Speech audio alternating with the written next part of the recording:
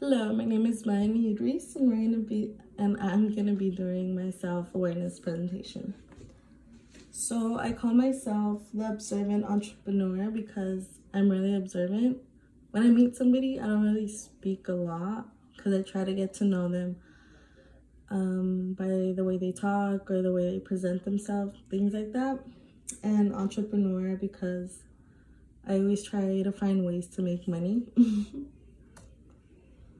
So the quote I would go by would be, if a man can do it, you can too, and it's by my dad. Um, I chose this because my dad, he really helps me out a lot when it comes to like giving me lectures or like giving me advice and stuff. And since there's somewhat a lot of like inequality between men and women, like he would tell me like, oh well, if I can do it, so can you. And like it would just push me forward to be more motivated. Words I would describe myself, as I mentioned before, observant. um, I try to get to know the person, um, like the way they are. I don't know, it's just how I am. And I do speak once I get to know them. But yeah, I'm observant, relaxed. I feel like I am like a chill friend. I'm not like crazy. I'm not like gloomy. I'm just right in the middle. Like, yeah. Friendly. I feel like I'm really friendly. Even if I don't know somebody, or if a friend would bring along their friend, like I would try to be friends with them and not make them feel uncomfortable or anything. I just like everybody to be included. So yeah. Understanding. I feel like I'm really understanding once somebody communicates with me well. I try to put myself in other people's shoes and I try to be logical about it. Instead of having one viewpoint, I try to understand why they are the way they are, or why they did certain things or certain actions and stuff like that. Words others would describe me as, down to earth. That was actually from my mom and my friend. I was shocked because not one but two people said that I was down to earth. Um, I'm not really shocked about like them telling me I am. It's just that what a coincidence both of them said that, so it must be true, or I don't know. um, Fashionable. This was actually from an acquaintance. I was kind of shocked because I feel like I don't have a sense of style. It just depends on my moods. Or yeah, but I was shocked with that one, but I felt delighted that they told me that. Opinionated. This one's actually from my best friend. This one, I would say it's like negative, and I'm not shocked she would tell me that because she tells me that all the time. But that's why it goes back to being observant. I do have opinions on things, but I don't say anything about it. I'm just quiet and I just observe it. I just observe it, and I guess it makes me opinionated. Um, yeah, and then the last one would be intimidating. This one was actually from a friend that I just made. Um, I would get people to tell me, oh, like before I met you, you were so intimidating. Like you looked mean, this and that, and I can't understand why because I have like a serious face. But I mean, I'm really friendly. So yeah. So pictures that describe who I am. So for starters, this one is actually a picture of me and my best friend at Disneyland. I chose this because for years we've always wanted to go to Disneyland together, and it was not until this year that we finally made plans to actually do it. And ever since we went, like we go like a lot now, even though we don't have a pass or anything. This one is my dad and my niece.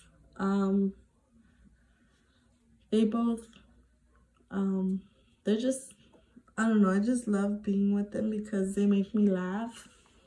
And like, my dad takes care of everybody, so yeah. This one is me and my niece. She's actually the one that taught me how to be patient, or more patient, because she's like really crazy, and I never knew how to take care of a baby until now. So she taught me like a lot of things. And yeah. Right here are me and sorry, me and my best friends from high school. I chose this picture because I'm sorry. They were always there for me, and this picture was the day we all went rollerblading. And I don't know, this picture you can tell like our genuine like smiles or laughs, and they never failed to make me laugh or anything. And then this one is me and my captains from volleyball. I chose this one because they were always there for me. Not even like, even outside of volleyball, they were my friends. And they always pushed me to be better, pushed me to be, that I can do it even though like I thought I couldn't. Like, they just always believed in me, and that's what I loved about them. Like, especially because they were my captains and stuff. So more pictures. It's just me in volleyball. This one, I chose this one because I was starting and I was a server, and I was so nervous, but I was able to do it. And then this one's another picture of me and my best friend at Disneyland. And then this one is just me and my friend, just a picture of me and my friend dancing. Talents, challenges, and surprises. So for starters, for talents, I'm good at waking myself up at the times I need to be up. So for example, if I were to go party, today, and then get home at like, I don't know, 3 in the morning, but I have work the next day, regardless, I'll still make sure that I'll be up early in the morning to get ready for whatever I need to do. And yeah, I think that's a talent because I don't think a lot of people could do that. Like, I feel like a lot of people put snooze, or I don't know, like stuff like that. So another talent would be that I'm able to dance to Spanish music pretty good. I mean, I don't think it's a talent, but I guess somewhat a talent, because it took me a while to get used to the dances and stuff. So and 3, I'm good at doing floaties. So this is for volleyball.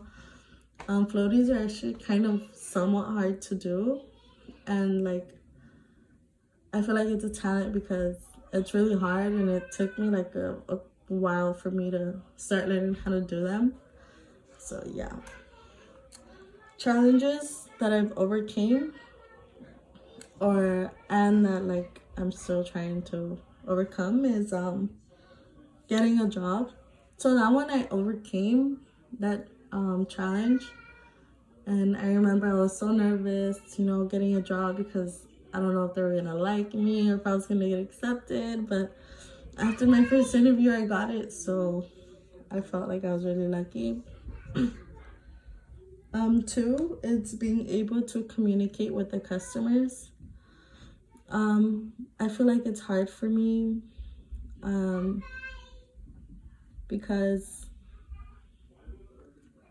I don't speak Spanish, and where I work, it's mainly like Hispanics that come and shop. So like, little by little, I'm overcoming that challenge, but I'm still learning. And then 3 would be saving up money. Money is really hard for me to save, because after I get paid, I just want to spend it all in one day. But so far it's been pretty good, saving up and stuff. Surprises. Well, it's not a surprise anymore, but I'm not fluent in Spanish. A lot of people get shocked when I tell them that I'm not fluent, because sometimes when I speak in Spanish, they tell me, oh, like, you sound fluent. Like, for example, at work, sometimes I'm a cash register and I see that they speak Spanish, so I tell them, like, in advance, oh, like, excuse me, but my Spanish isn't good. And they would be like, oh, like, you know, don't worry. But just to let you know, you do sound really fluent in Spanish. So yeah, I guess it's a surprise. So even though I don't really speak Spanish, I kind of sound fluent in it. Sorry. Number 2 is I have my own side business of selling clothes. So going back to, like, from the beginning about calling myself an entrepreneur, I do sell clothes that I either never worn or just feel like it's nice enough to sell. So that's what I do when I'm not working. And then the third one would be, I didn't make it the first time I tried out for volleyball.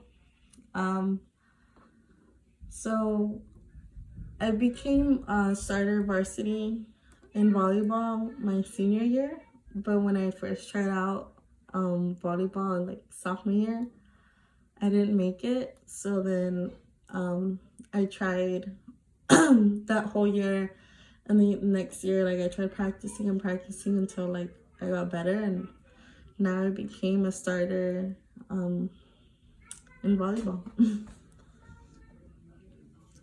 Future goals and community goals. So for number 1 would be to be able to understand Spanish better. So ever since I started working, my Spanish did get better, but I still want to learn Spanish and be more fluent and actually understand it and be able to have a conversation in Spanish, because I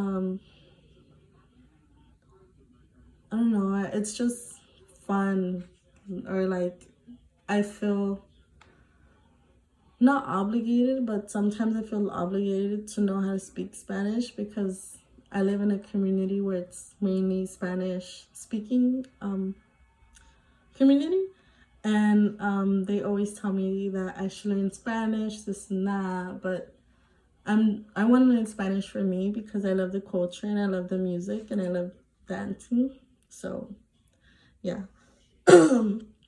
Number 2 would be get a new car by the end of the year. I do have a car, it's good and it's running, but I want to be able to start my credit, and so I feel like if I were to buy a car, it would help build up my credit. Sorry, I'm kind of sick. Third one would be learn how to save money better. I'm still learning how to save money. You know, I'm 19. All I want to do is spend money, but this year I really want to try to save up money. So for the communicative goals, number 1 would be being approachable.